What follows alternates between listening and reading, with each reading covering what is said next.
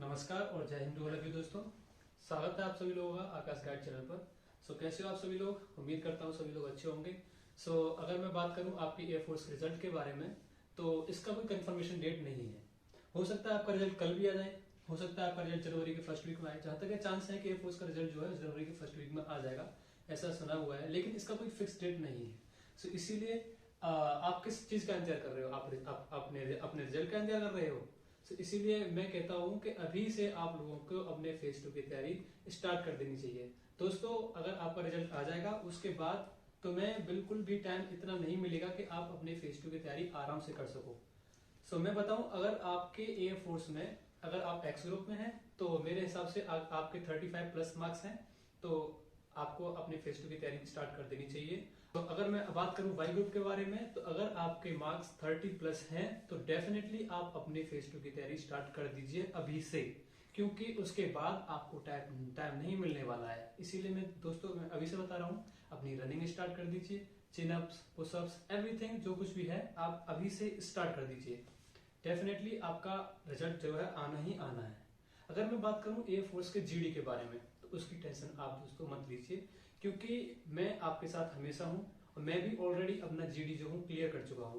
इसीलिए आप लोगों से मैं बस यही बोलूंगा कि आपको जीडी की तैयारी करनी है। डोंट वरी, मैं आपके साथ हूं।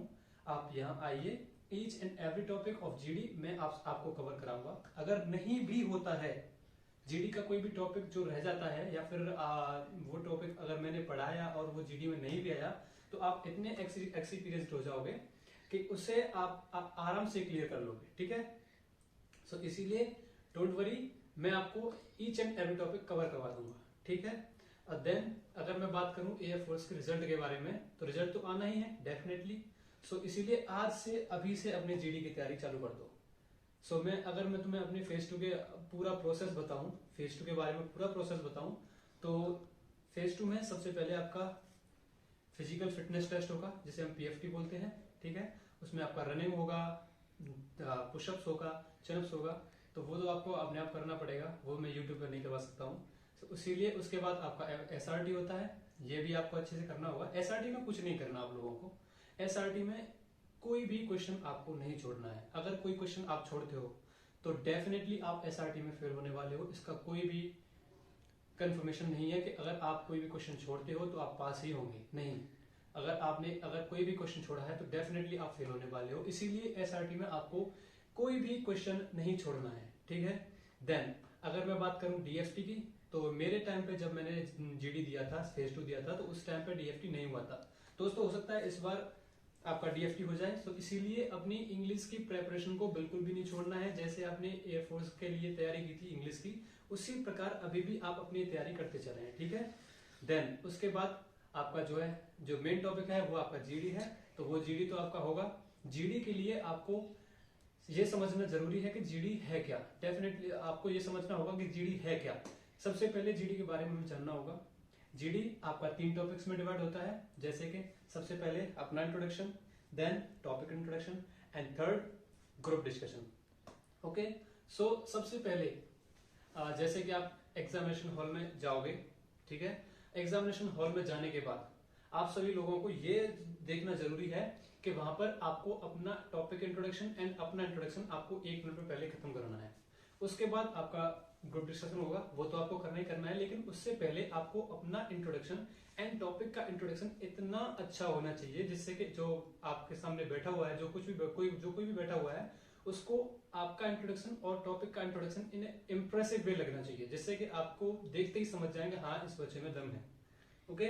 इसीलिए आपको अपना इंट्रोडक्शन एंड टॉपिक का इंट्रोडक्शन ये अच्छे से क्लियर करना है।